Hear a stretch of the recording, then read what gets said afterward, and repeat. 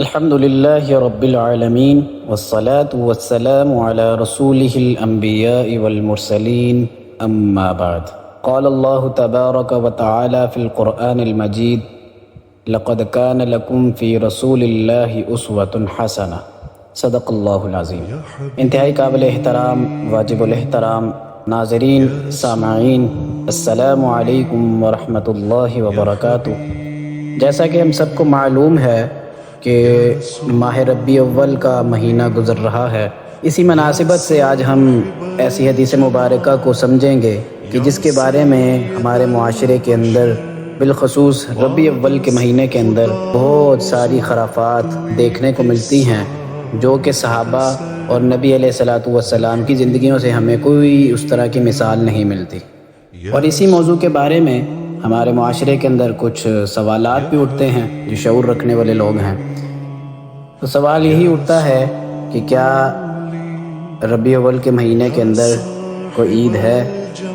کیا نبی اکرم صلی اللہ علیہ وسلم نے اس عید کے بارے میں کوئی ذکر کیا ہے؟ دوسرا سوال یہ ہے کہ نبی اکرم صلی اللہ علیہ وسلم کی ولادت مبارک اس مہینے میں ہوئی تھی، تو کیا نبی علیہ الصلوۃ والسلام نے اپنی ولادت کا جشن ایسے منایا تھا کہ جس طرح کہ آج کے مسلمان مناتے ہیں؟ تو اس بارے میں نبی اکرم صلی اللہ علیہ وسلم کی سنت سے ہمیں کیا سبق ملتا ہے؟ تو آج ہم اس بارے میں حدیث مبارکہ کو سمجھیں گے اور پڑھیں گے۔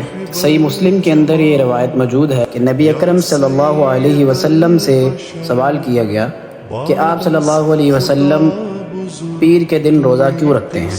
اس بارے میں اللہ کے نبی علیہ الصلوۃ والسلام نے یہ فرمایا، یہ جواب دیا کہ میں پیر کا روزہ اس لیے رکھتا ہوں کہ اسی دن میری ولادت ہوئی تھی اور اسی روز میری بعثت ہوئی تھی اور اسی روز میرے اوپر قرآن نازل کیا گیا تھا۔ اس حدیث مبارکہ سے ہمیں معلوم ہو جاتا ہے، نبی اکرم صلی اللہ علیہ وسلم نے اس میں ذکر فرمایا کہ اسی دن میری ولادت ہوئی، مجھے نبوت ملی اور اسی روز میرے اوپر قرآن نازل کیا گیا، یعنی قرآن مجید کی وحی نازل ہوئی۔ نبی اکرم صلی اللہ علیہ وسلم اپنی ولادت کے دن کو کیسے منایا کرتے تھے؟ ہمارے ہاں تو یہ کلچر ہم نے عیسائیوں سے، یہودیوں سے لے رکھا ہے۔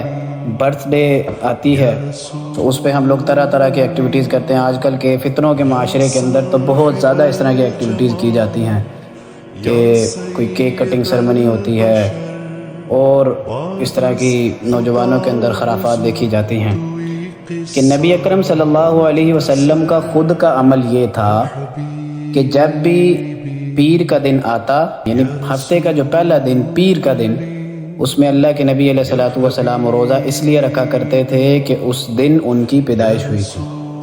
تو جب اللہ کے نبی علیہ الصلوۃ والسلام نے اپنی پیدائش کے دن کو ایسے منایا ہے کہ روزہ رکھا ہے، تو پھر آج کے مسلم معاشرے کے اندر عقیدت اپنی جگہ ہے۔ عقیدت تو ہمیں اللہ کے نبی علیہ الصلوۃ والسلام سے ہمیں تو محبت اپنی جان سے زیادہ ہونی چاہیے، ہمارا سب کچھ ان پر قربان ہونا چاہیے۔ لیکن یہ کیسی عقیدت ہے کہ انسان نماز بھی نہیں پڑھتا، نہ کبھی زندگی میں اس نے قرآن کو صحیح طرح پڑھنا سیکھا، نہ اس نے نبی علیہ الصلوۃ والسلام کی بتائی ہوئی سنتوں پر عمل کیا۔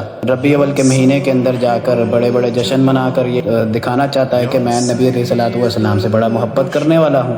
اب یہاں پر سوال یہ ہے کہ نبی اکرم صلی اللہ علیہ وسلم نے خوشی منانے اور اللہ کا شکر ادا کرنے کا ایک طریقہ اور صورت معین فرما دی ہے، اور آپ صلی اللہ علیہ وسلم نے زندگی بھر اس پر عمل کیا۔ ربیع اول میں جلوس نکالنا، گانے بجانا، چراغاں کرنا، گلی کوچوں اور مساجد میں روشنیوں کا استدلال کیسے ہو گیا؟ جبکہ نبی اکرم صلی اللہ علیہ وسلم کی پیروی اور اتباع کا تقاضا یہ ہے کہ آپ صلی اللہ علیہ وسلم کے معین کردہ طریقے پر اضافہ نہ کیا جائے۔ تو اس چیز سے ہمیں معلوم ہو جاتا ہے کہ مسلمان کے لیے، ایک باشعور اور عقل رکھنے والے مسلمان کے لیے ہر دن ہی ربیع اول کا دن ہے۔ اللہ تعالیٰ نے فرمایا لقد کان لکم فی رسول اللہ اسوۃ حسنہ، کہ تمہارے لیے نبی اکرم صلی اللہ علیہ وسلم کی زندگی بہترین نمونہ ہے۔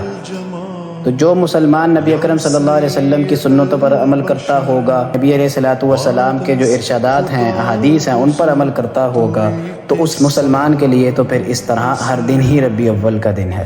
اور جو اس سے ہٹ کر کوئی نیا عمل کرے گا جس کا دین سے کوئی لینا دینا ہی نہیں ہے، کہ جس طرح میں نے پہلے عرض کی ہے کہ برتھ ڈے سیلیبریشن یہ یہودیوں نے نکالی تھی، تو یہ طریقہ انتہائی غلط ہے، یہ طریقہ یہودیوں کا ہے۔ تو اللہ کے نبی علیہ الصلوۃ والسلام کی ایک اور حدیث کا مفہوم ہے کہ جو یہود و نصارہ کی مشابہت اختیار کرے گا وہ شخص ہم میں سے نہیں ہے۔ تو اللہ تعالیٰ سے دعا ہے کہ ہمیں بدعات اور خرافات اور ایسے اعمال کرنے سے باز رہنے کی توفیق دے جس سے ہمارا ایمان ضائع ہونے کا خطرہ ہے۔